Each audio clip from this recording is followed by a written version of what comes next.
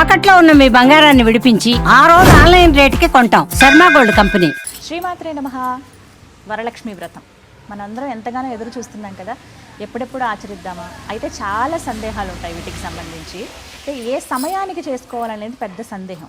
ఉదయం లేచి అన్ని పనులు పూర్తయ్యేటప్పటికి మనకి మధ్యాహ్నం అయిపోతూ ఉంటుంది. అందులోనూ శుక్రవారం వచ్చింది. చాలామందికి ఉన్న సందేహం ఏంటంటే 10:30 నుంచి 12 వరకు రాహుకాలం ఉంటుంది.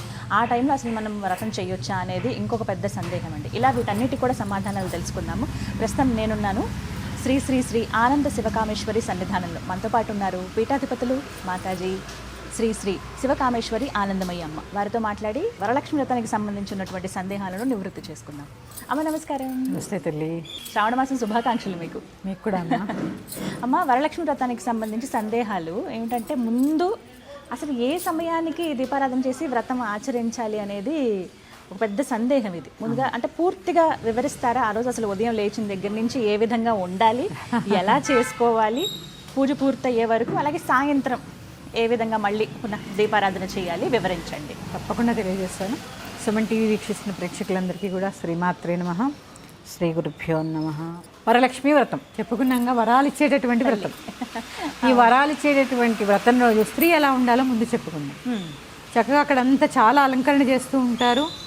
ఇక అలసిపోయి పొద్దున్నే అయ్యేసరికి వీళ్ళు అలంకరణ చేసుకోరు, అలసిపోయి ఉంటారు కదా. అందుకని అక్కడ ఎంత శ్రద్ధ చూపిస్తారో అలంకరించుకోవడానికి, ఇక్కడ కూడా అంతే శ్రద్ధ వహించండి.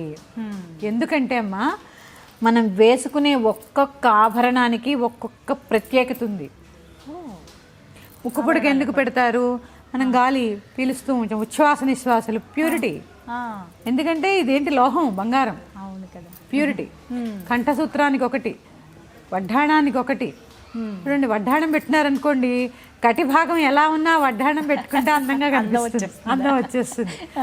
గజ్జలు పెట్టుకున్నాం అనుకోండి, నడుస్తూ ఉంటే గల్లు గల్లు అంటూ ఇల్లంతా చక్కగా లక్ష్మీకలు ఉట్టిపడుతూ ఉంటుంది.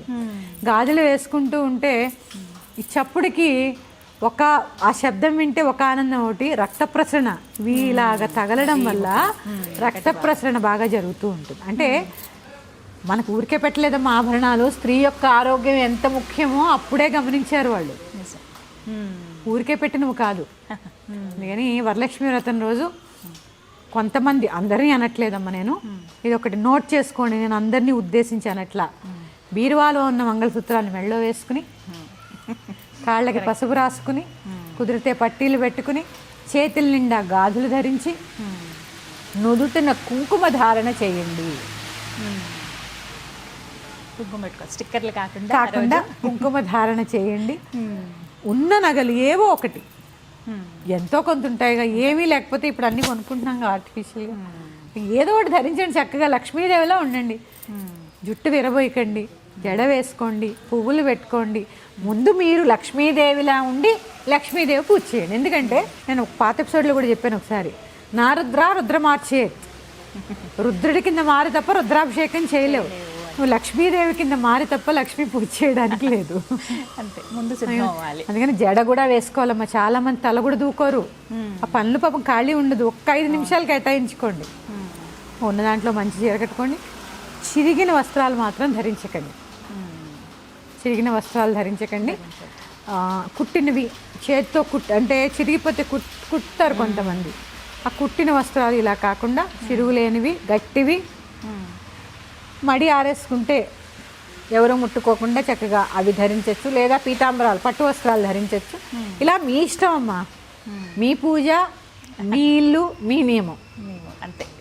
కానీ ఉండాల్సింది ఏంటయ్యా అంటే భక్తి, శ్రద్ధ ముఖ్యం. అమ్మంటే అపారమైనటువంటి నమ్మకం. ఇది చేస్తే ఏమొస్తుందో అనే శంకతో కాకుండా, అలా చేయకూడదు అసలు కదమ్మా. కదా, శంకతో కాకుండా అపారమైన నమ్మకంతో చక్కగా ఏదైనా పూజా విధానాన్ని ఆచరించండి.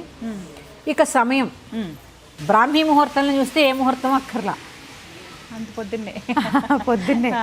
చాలా విశేషం, చాలా చాలా విశేషం. ఇక కుదరని పక్షంలో మనకి రోజు 24 గంటల్లో హోరాకాలము, లగ్నాకాలం అని ఉంటుంది.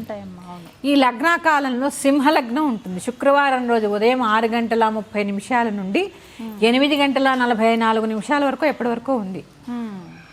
అమ్మవారికి ఇష్టమైన లగ్నం. అప్పుడు చేయాలంటారు. అప్పుడు ఆ సమయంలో పూజ పూర్తి చేసుకోవడానికి వీలు కుదుర్చుకోండి. మరి నివేదనలు అవ్వవండి, ఏం చేయాలి? అంత తొందరగా అంటే కష్టం కదమ్మా. ముందు పూజ చేసుకుని పళ్ళు కొబ్బరికాయ నివేదన చేసేయండి. దీపారాధన వెలిగేలా చూసుకోండి. చక్కగా తర్వాత ఒక స్తోత్రము, ఒక లలితా సహస్రనామ పారాయణ చదువుకుంటూ, లేదా మీకు రాదు నోటికి, ఫోన్లు ఉన్నాయిగా మన దగ్గర, అందులో ఆన్ చేసి పెట్టుకుని చక్కగా అది వింటూ ప్రసాదాన్ని తయారు చేయండి. అలే వెసులుబాటుగా చెప్పేశారు.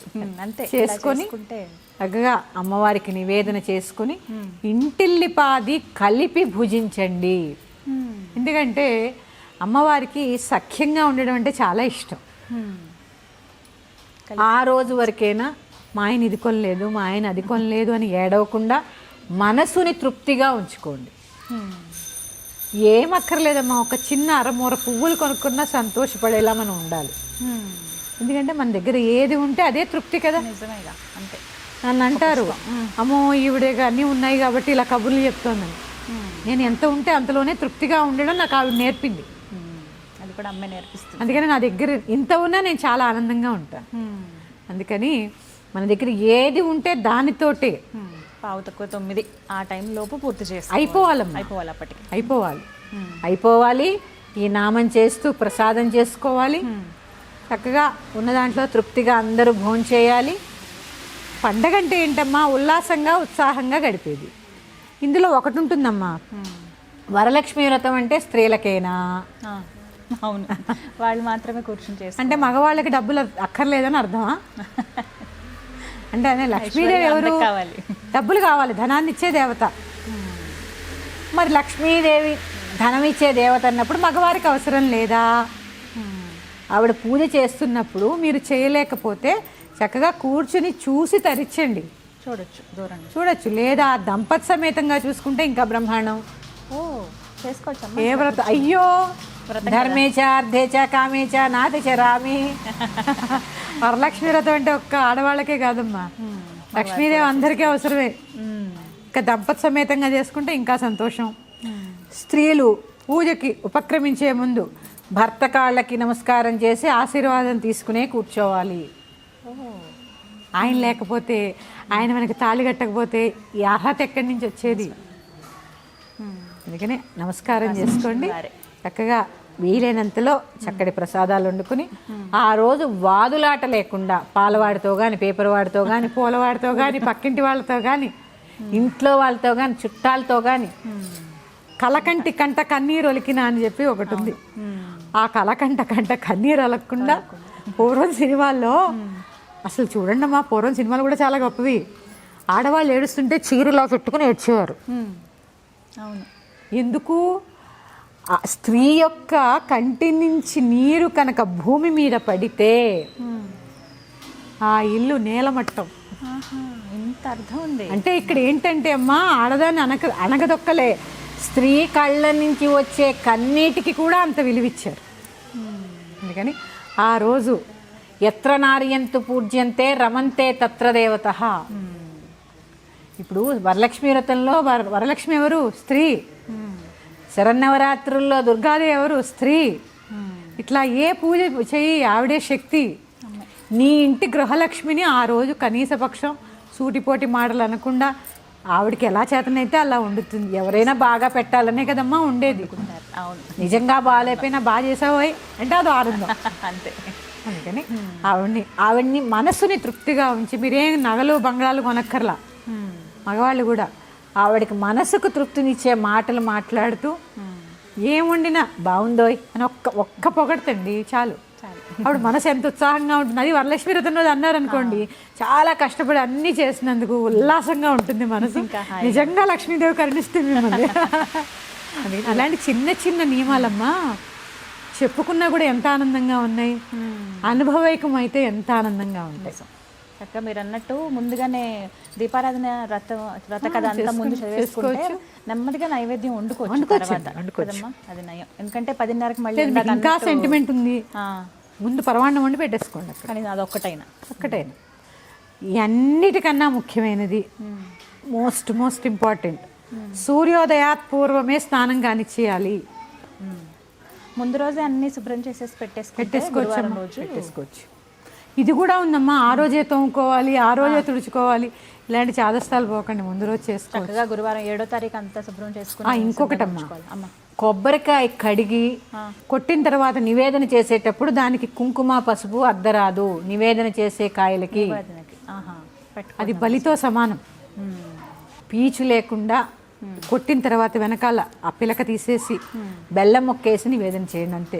పసుపు కుంకుమ పెట్టడం కానీ ఏ నివేదన పళ్ళు కడిగి నివేదన చేయొద్దు. మీరు గాయత్రి ప్రోక్షణ చేస్తే శుద్ధే అంతే అంతే. మరొక అంశంతో మీ ముందుకు వస్తాను. శ్రీమాత్రే నమః. స్వస్తి.